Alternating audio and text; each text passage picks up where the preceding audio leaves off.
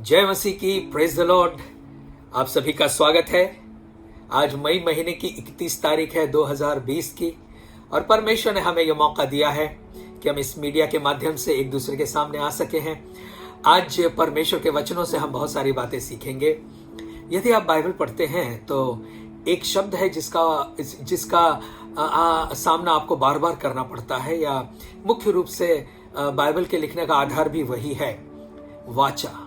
वाचा ये शब्द जो है कवनेंट, इस शब्द को जो है आप बार बार बाइबल में पाएंगे। और यदि आप बाइबल के स्टूडेंट हैं तो आपको पता होगा, लेकिन अगर नहीं भी हैं तो आइए फिर से हम इस बात पर गौर करेंगे, इस बात को देखेंगे कि कवनेंट क्या है, वाचा क्या है। पुराने समय में कोर्ट और स्टैम्प पेपर और ये सारी बातें नहीं होती थी, तो लोग क्या किया करते थे कि लोग करार किया करते थे, संधि किया करते थे, एक दूसरे से समझौता होता था, और ये सारे जो चीजें होती थी वो कागज पे लिखी नहीं जाती थी, लेकिन उसके कुछ रिचुअल्स थे, उसकी रिवाज हुआ करते थे, तरीके हुआ करते थे ऐसे एग्रीमेंट या वाचा या संधि बांधने के, और अलग अलग प्रकार से वो बांधी जाती थी। आज आप और हम कुछ बाइबल की ऐसी बातों को देखेंगे जिसके आधार पर परमेश्वर ने हमसे वाचा बांधी है, हमारे साथ करार किया है, मराठी में उसको करार कहते हैं, हमारे साथ उसने वाचा बांधी है। तो उस चीज को हम देखेंगे कि ये वाचा किस प्रकार की होती थी। वाचा के लिए जो इब्रानी शब्द है, हिब्रू का शब्द है, वो है बेरिथ, BERITH, बेरिथ, और जिसका अर्थ है कि उस जगह से काटना जहां से खून आए। बेरिथ इसका मतलब उस स्थान को काटना जहां से खून आए।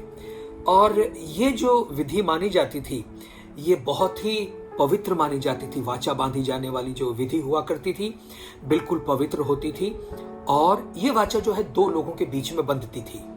दो लोग जब एक साथ आते थे तो वो वाचा बांधते थे। अब ये वाचा केवल व्यक्तिगत दो लोगों में भी नहीं, कभी कभी एक समाज के साथ बांधा जाता था, किसी राज्य के साथ बांधा जाता था वाचा, या कभी कभी देशों के साथ भी बांधी जाती थी।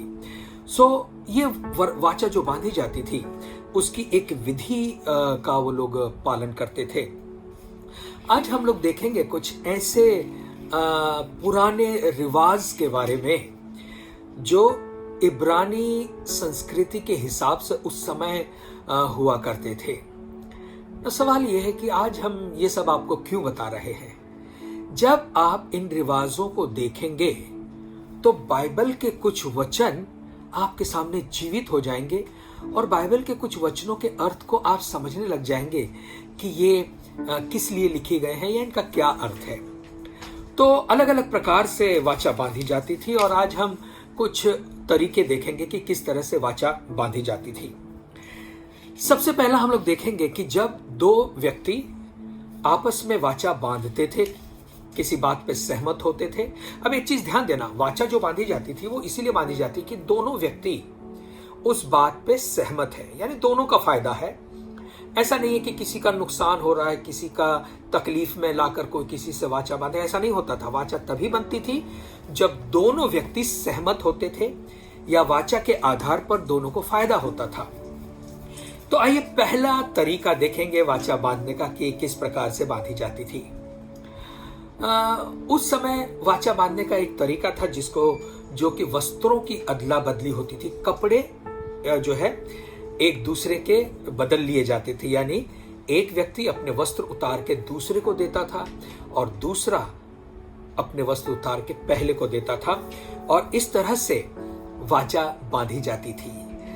आप जानते हैं, यानी इसका अर्थ यह होता था कि मैं अपने आप को तुम्हें दे रहा हूं और तुम अपने आप को मुझे दो। वाचा बांध इस प्रकार से, यानी कपड़ों के बदलने के द्वारा ये दिखाया जाता था कि देखो मैं स्वयं को तुम्हें दे रहा हूं और तुम अपने आप को मुझे दे रहे हो।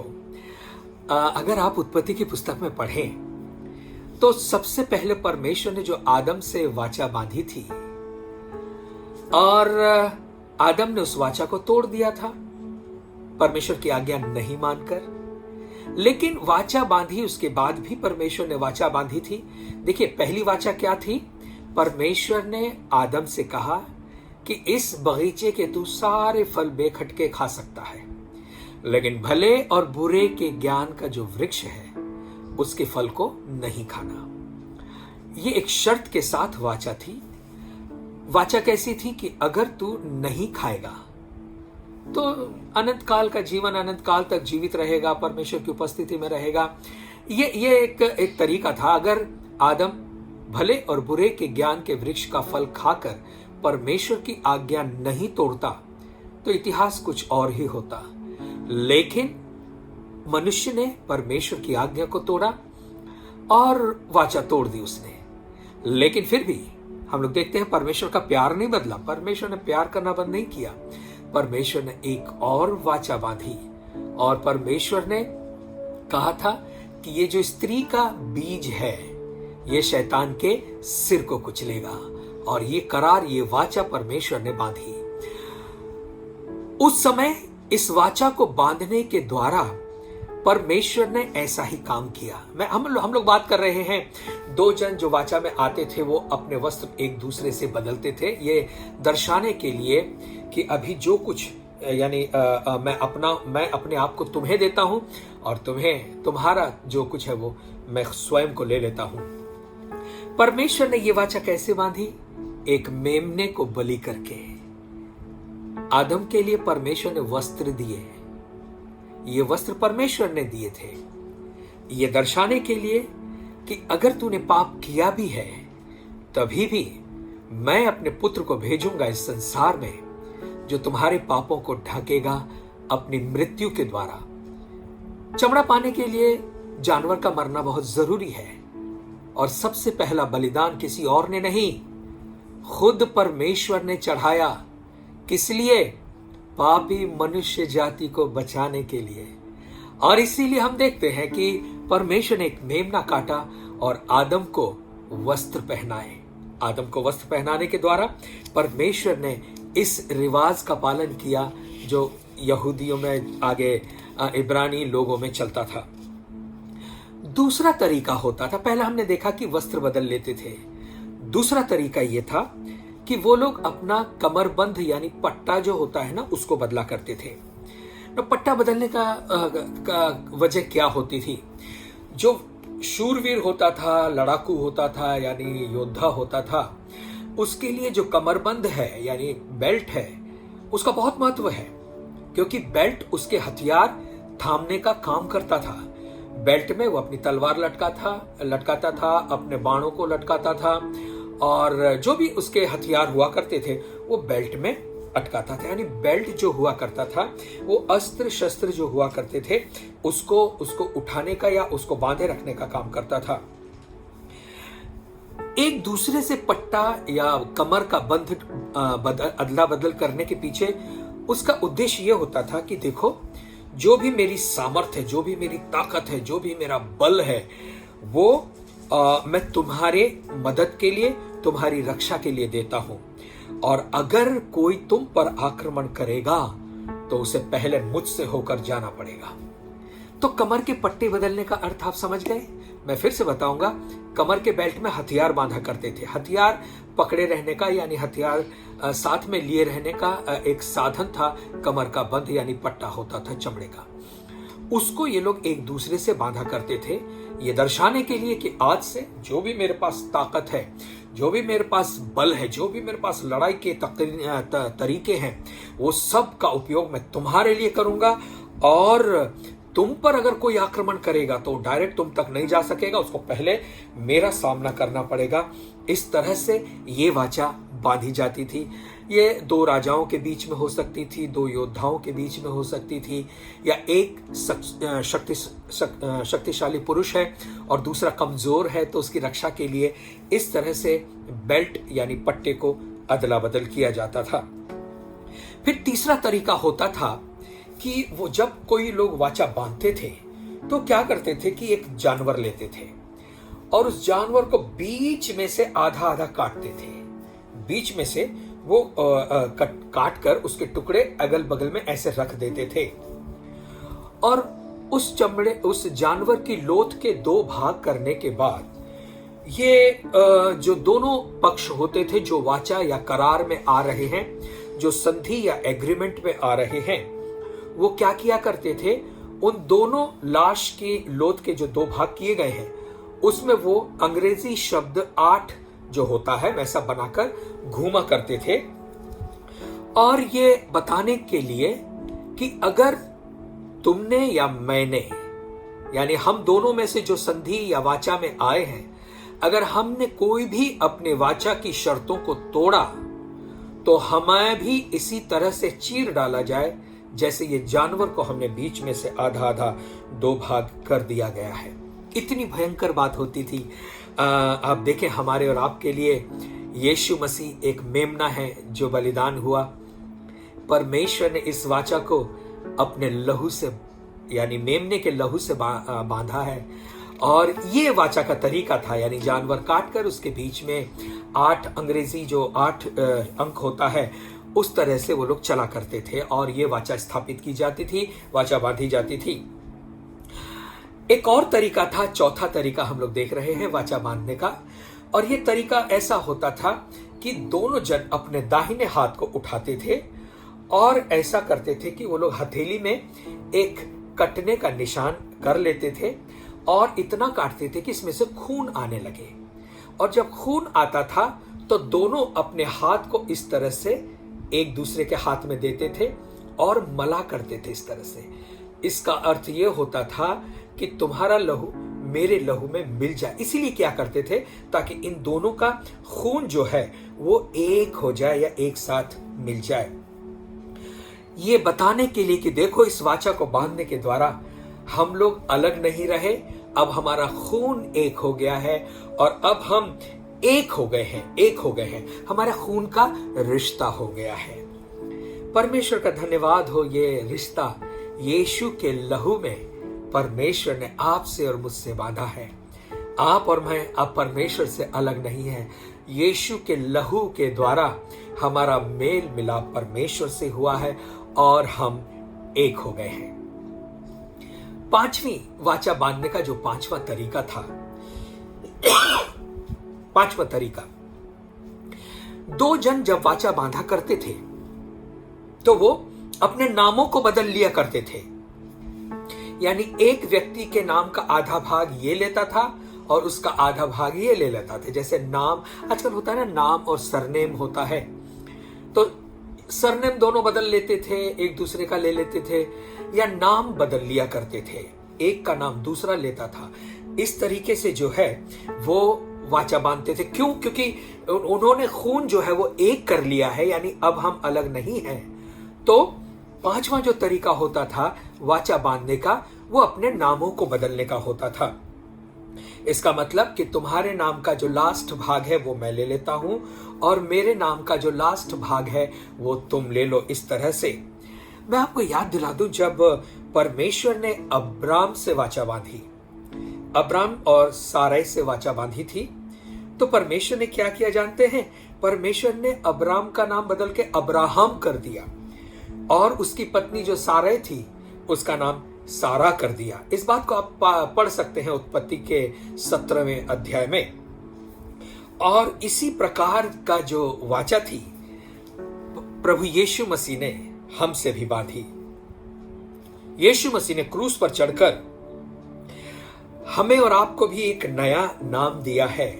जब आप उस वाचा से सहमत होते हैं, जब आप उद्धार पाते हैं, यानी यीशु मसीह को जब आप स्वीकार करते हैं, तो आपको एक नया नाम दिया जाता है। आप अगर पढ़ें रेवलेशन यानी प्रकाशित वाक्य की पुस्तक 2 अध्याय 17वां वचन, प्रकाशित वाक्य हम पढ़ेंगे इसको निकालकर, रेवलेशन चैप्टर 2 वर्स 17, 2 अध्याय 17वां वचन। यहां पे ऐसा लिखा है, जिसके कान हो वो सुन ले कि आत्मा कलीसियाओं से क्या कहता है। जो जय पाए, परमेश्वर कहता है, उसको मैं गुप्त मन्ना से दूंगा और उसे एक श्वेत पत्थर भी, सफेद पत्थर भी दूंगा। उस पत्थर पर एक नाम लिखा हुआ होगा, उस पत्थर पर एक नाम लिखा हुआ होगा जिसे उसके पाने वाले के सिवाय कोई नहीं जानेगा। जिसे उसके पाने वाले के सिवाय कोई नहीं जानेगा। तो ये नाम परमेश्वर आपको और हमें देगा। जिस तरह से परमेश्वर का नाम क्षमा करें, जिस तरह से अब्राम और सारै का नाम परमेश्वर ने बदला, यानी अपने नाम का जो आखिरी शब्द है। देखिए, परमेश्वर का नाम जो अगर बाइबल में देखें तो याहवे, इसको अंग्रेजी में अगर हम आपको बताएं तो YAHWEH, यानी अगर हिब्रू में देखें तो यूद, हे, अवीव और हे, याहवे। यानी इस नाम में कोई भी वॉवेल नहीं है, मात्रा नहीं है। और परमेश्वर ने अपने नाम का ये जो आखिरी शब्द है, अक्षर है, वो अब्राहम के नाम से जोड़ दिया। अब्राम था वो अब्राहम हो गया, सारै थी वो साराह हो गई। और इस तरह से परमेश्वर ने उन्हें एक नया नाम दिया। तो आप समझ सकते हैं परमेश्वर हमें भी एक नया नाम देने वाला है। और परमेश्वर का धन्यवाद हो, हमें तो वो नाम मिला है जो सब नामों से ऊंचा है, प्रभु यीशु मसीह का नाम। नाम में सामर्थ है, नाम में पावर है। और वो नाम जो सब नामों से ऊंचा है, वो नाम परमेश्वर ने यीशु मसीह के द्वारा आपको और मुझे दिया है। दूसरे शब्दों में, यीशु मसीह का नाम आपको और मुझे मिला है। अगला हम लोग देखेंगे, मुझे लगता है 6वां स्टेप, 6th। ये लोग खून जो था वो एक दूसरे से मिलाते थे, फिर उसके बाद मैंने आपको बताया नाम बदलते थे। अब ये घाव लगाने का उद्देश्य क्या होता था? घाव इसलिए लगाया जाता था ताकि ये गवाही रहे, यानी जब तक इंसान जिंदा है, जब तक उस इंसान का शरीर में अस्तित्व है, तब तक उसके शरीर पर उस घाव का निशान बना रहेगा जो वाचा बांधते समय उसने अपने शरीर पर लगाया था। यानी कि ये निशान हमेशा बना रहेगा। आपने देखा होगा कभी आपको भी अगर कोई दुर्घटना होगी या कुछ कट गया होगा या कुछ लग गया होगा, वो कई सालों पहले लगा है, लेकिन निशान शरीर पर अभी भी घाव का निशान होता है। घाव तो ठीक हो जाता है, लेकिन जो उसका निशान है वो हमेशा बना रहता है। तो ये वाचा इसलिए बांधी जाती, मतलब वाचा में ये शरीर पर काटने का निशान इसीलिए लगाया जाता था ताकि जब तक व्यक्ति जिंदा है वो इस बात को ध्यान में रखे कि उसने किसी से वाचा बांधी है। वो घाव हमेशा उसे उस वाचा की याद दिलाते थे, और इसीलिए ये निशान जो है वो लोग किया करते थे। तो वाचा को पक्का करने के लिए घाव का निशान हुआ करता था, ताकि जब भी वो लोग अपने शरीर पर उस घाव के निशान को देखें तो याद करें कि उसने किसके साथ कैसी क्या वाचा बांधी है। आप और हम इस चीज को अगर देखें, प्रभु यीशु मसीह के शरीर पर भी घाव हैं। यीशु मसीह जब मरे और जब उनका पुनरुत्थान हुआ, पुनरुत्थान होने के बाद भी वो घाव यीशु के शरीर से गए नहीं हैं। कैसे पता? देखिए, जब यीशु मसीह आते हैं ना थोमा के पास, थोमा तो कहता है कि जब तक मैं उसके हाथ में अपनी उंगली या उसके छाती में अपने हाथ को न डाल लूं, तब तक मैं विश्वास नहीं करूंगा। और आप जानते हैं, पुनरुत्थान पाया हुआ यीशु मसीह, यानी महिमा से भरी हुई देह को पाने के बाद भी यीशु मसीह के शरीर पर वो घाव थे। और इसीलिए उन्होंने थोमा से कहा, ला अपना हाथ आगे ला और मेरे घाव में तू अपने हाथ को, उंगली को डालकर देख ले, देख मैं वही हूं। यानी कि ये घाव पुनरुत्थान के बाद भी यीशु मसीह के शरीर में थे। अगर आप और हम पढ़ें जकरिया उसका 13वां अध्याय, बुक ऑफ जकरिया चैप्टर 13 और उसका 6वां वचन, जकरिया और उसका 13वां अध्याय 6वां वचन, तो यहां पर ऐसा लिखा है कि तब उससे ये पूछा जाएगा, तेरी छाती में ये घाव कैसे हुए? तब वह कहेगा, ये वे ही हैं जो मेरे प्रेमियों के घर में मुझे लगे हैं। यीशु मसीह के शरीर में अब वो घाव हैं। और हम जानते हैं जब यीशु मसीह बादलों पर आएगा, हम उसे आमने सामने देखेंगे और तब हम उसके घावों को भी देखेंगे। ये घाव निशानी है उस वाचा की जो यीशु मसीह ने आपसे और मुझसे बांधी है। हमारे उद्धार की वाचा, हमारे जीवन की वाचा जो हमें मृत्यु से निकाल कर बाहर लाई है। और इसीलिए यीशु मसीह ने जो वाचा हमारे साथ बांधी है, उसका निशानी उसके पास है। ओके, आगे चलते हैं। हम लोग 7वें बात को देखेंगे कि वो किस प्रकार की वाचा होती थी। वाचा बांधी जाती थी और उसमें कुछ बातों में 2 जन सहमत हुआ करते थे। इसका मतलब कि जैसे मान लीजिए 2 लोग आपस में एक हो रहे हैं वाचा के द्वारा, तो वो लोग ये कहते थे कि देखो मेरी जितनी भी संपत्ति है या जो भी मेरा है या जिस चीज पर मेरा हक है, अधिकार है, आज से वो तुम्हारा हो गया। यानी मेरी चीज पर जितना मेरा अधिकार है उतना ही तुम्हारा हो गया। अगर इसको समझने के लिए आज के दौर के तरीके से हम बात करें तो मान लो ये ऐसा है कि मेरा अकाउंट नंबर तुम्हारा हो गया, ये लो ये चेक बुक, तुम सिग्नेचर कर सकते हो, तुम निकाल सकते हो, इस तरह का। यानी मेरी पूरी संपत्ति पर मेरा अधिकार नहीं है, तुम्हारा भी है। जितना मेरा अधिकार है उतना ही तुम्हारा भी है। प्रभु यीशु मसीह और हमारा उद्धारकर्ता, उसने हमें यह अधिकार दिया है। प्रभु यीशु मसीह ने कहा, स्वर्ग और पृथ्वी का सारा अधिकार मुझे दिया गया है, इसलिए तुम जाओ ना। जब परमेश्वर प्रभु यीशु मसीह ने हमें भेजा या अपने शिष्यों को भेजा तो ऐसा नहीं कहा कि मैं तुम्हें अधिकार नहीं दूंगा। आगे लिखा है कि तुम जो है सांप और बिच्छुओं को रौंदोगे, कुचलोगे, जहर भी पी जाओगे, कुछ हानि नहीं होगी, तुम मेरे नाम से जो है दुष्ट आत्माओं को निकालोगे, शैतान भागेगा।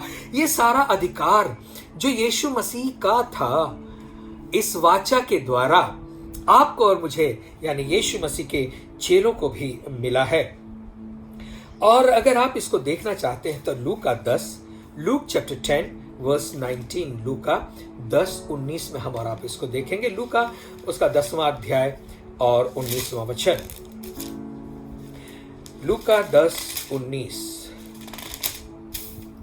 ऐसा लिखा हुआ है, देखो मैं तुम्हें सांपों और बिच्छुओं को रौंदने का और शत्रु की सारी सामर्थ पर अधिकार मैंने दिया है और किसी वस्तु से तुम्हें कुछ हानि नहीं होगी। तो अब आपको समझ में आया, जो यीशु मसीह ने हमसे वाचा बांधी है, अपना अधिकार भी हमें दिया है। आज हम और आप हारे हुए नहीं हैं, हमारा यीशु मसीह विजयी है और हम और आप भी विजयी हैं।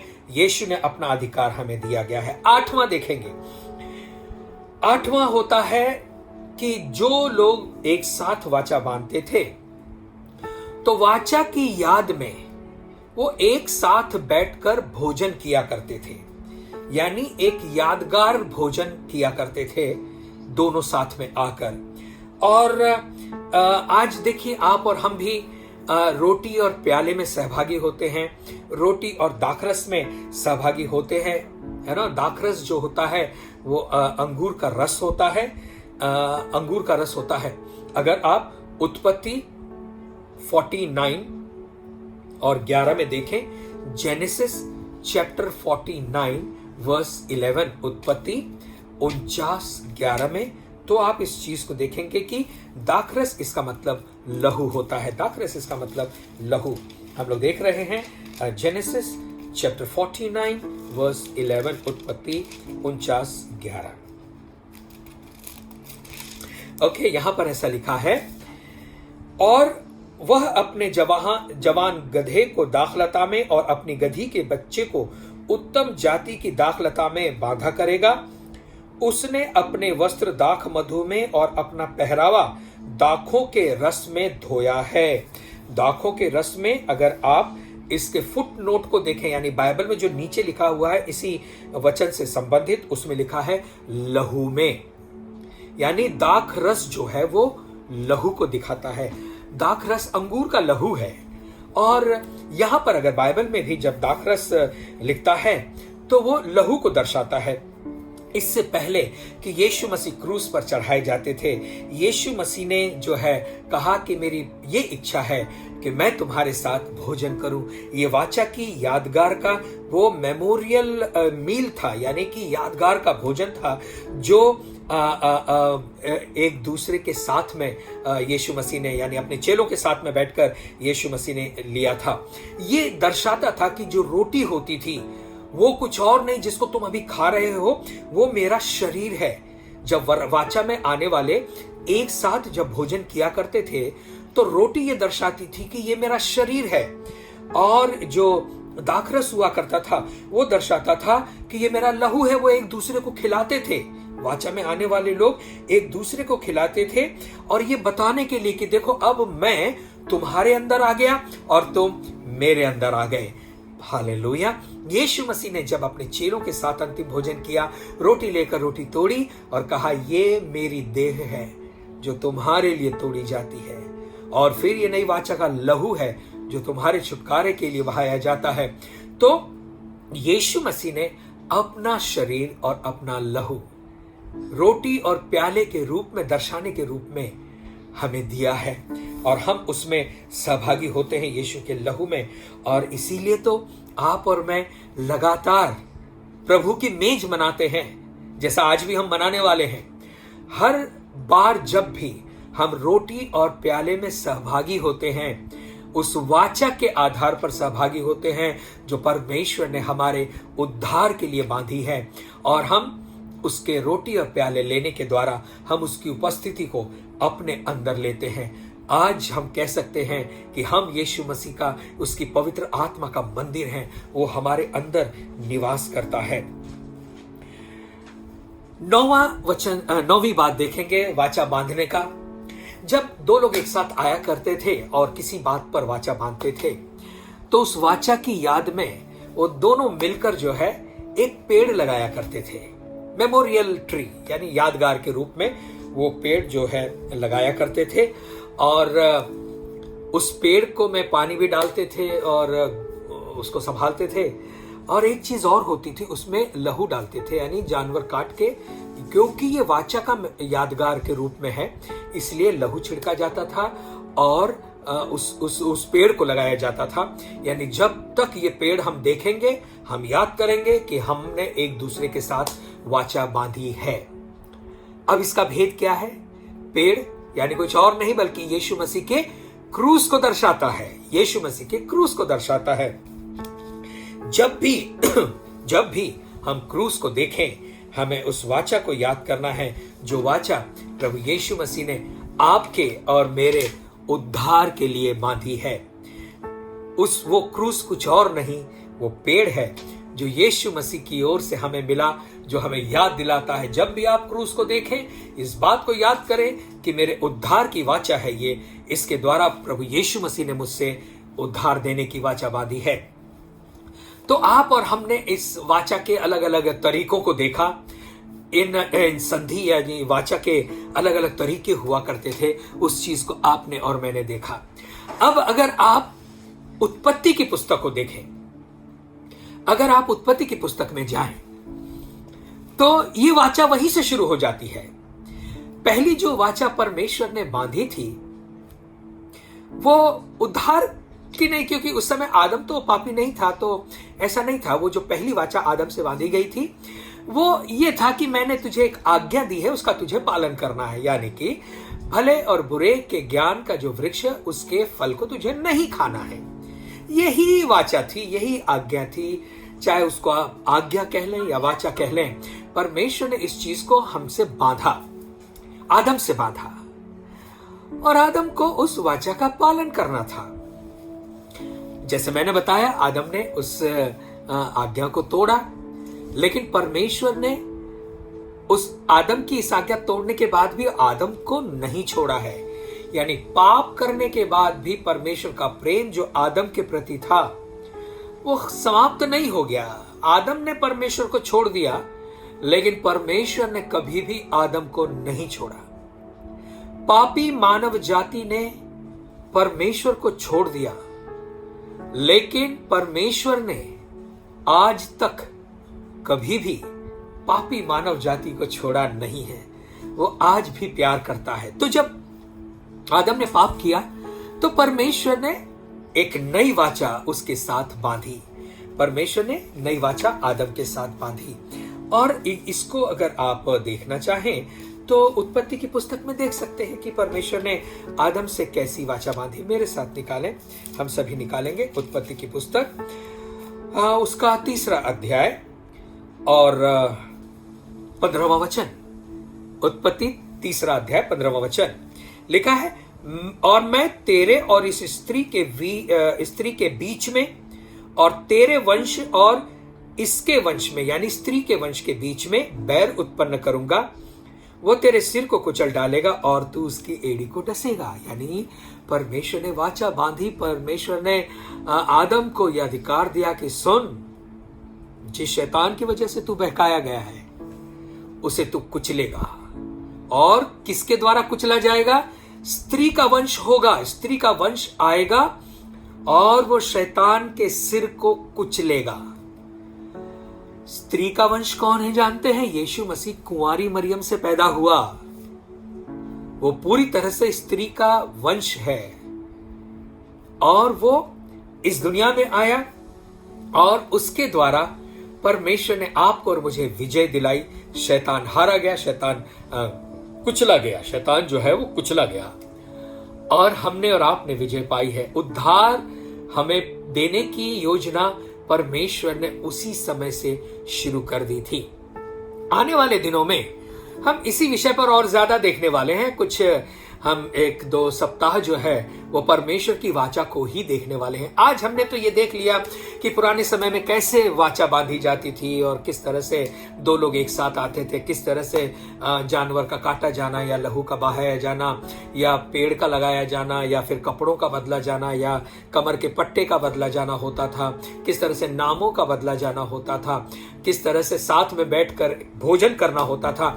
और ये सारी विधि करने के द्वारा जो भी वाचा एक दूसरे से लोगों ने बांधी है ना, वो स्थापित हो जाती थी। और ध्यान दें, वाचा को तोड़ने का किसी को अधिकार नहीं होता था।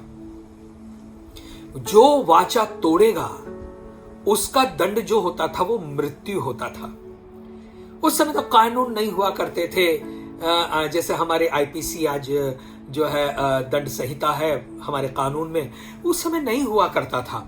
उस समय लोग इस प्रकार की वाचा बांधते थे। सहमति किसी बात पर अगर उनकी हो गई है तो वो जान दे देंगे, लेकिन वो सहमति तोड़ेंगे नहीं। जो वाचा उन्होंने बांधी है वो मृत्यु तक टूटेगी नहीं। और अगर कोई व्यक्ति उस वाचा की शर्तों का, उसके कुछ नियमों का उल्लंघन करेगा तो वो व्यक्ति की सजा होती थी मृत्यु। और ये वाचा बांधी जाती थी। इसीलिए तो देखिए ना, आदम ने जब वाचा तोड़ी उसका दंड क्या हुआ? मृत्यु आई। लेकिन ये परमेश्वर का धन्यवाद है, जो मृत्यु आदम पे आनी चाहिए थी, क्योंकि उसने परमेश्वर की वाचा को तोड़ा। परमेश्वर ने नहीं तोड़ा है और ना आज तक तोड़ी है उसने। और इसीलिए मृत्यु परमेश्वर नहीं लेकिन आदम के लिए, क्योंकि आदम ने आज्ञा को तोड़ा है। और इसीलिए आदम से जो है मृत्यु ने राज करना शुरू किया। मृत्यु परमेश्वर की ओर से नहीं आई, मृत्यु परिणाम था वाचा के तोड़े जाने का। आदम ने आज्ञा को तोड़ा, परमेश्वर की वाचा को तोड़ा और फिर क्या हुआ? मृत्यु ने अवसर पाकर हर एक मनुष्य पर राज्य किया और इसीलिए मृत्यु राज्य करने लगी। लेकिन परमेश्वर के उद्धार की योजना इससे खत्म नहीं हुई। परमेश्वर ने रास्ता निकाला, मार्ग निकाला और वो मार्ग कोई और नहीं था, प्रभु यीशु मसीह था, जिसके द्वारा उद्धार का मार्ग खोला गया। वो उसने जो मृत्यु हम पर आनी चाहिए थी, यीशु मसीह ने उसे अपने ऊपर लेकर मुझे और आपको उसके परिणाम से मुक्त किया है। आने वाले इतवार में हम और कुछ देखेंगे इसी वाचा का अगला भाग। ये तो भाग 1 आज आपने और मैंने देखा है, लेकिन अगले इतवार को आप और हम और भी इसके आगे देखेंगे। तो आज परमेश्वर का धन्यवाद, हम और आपको सीख रहे हैं। कई बार वाचा, करार, व्यवस्था, शर्तें, शपथ, ये सारी चीजें बाइबल में हम पाते हैं और आने वाले दिनों में देखेंगे इसका क्या अर्थ है और इसके क्या फायदे हैं, क्यों परमेश्वर ने इन्हें बांधा। परमेश्वर आपको आशीष दे।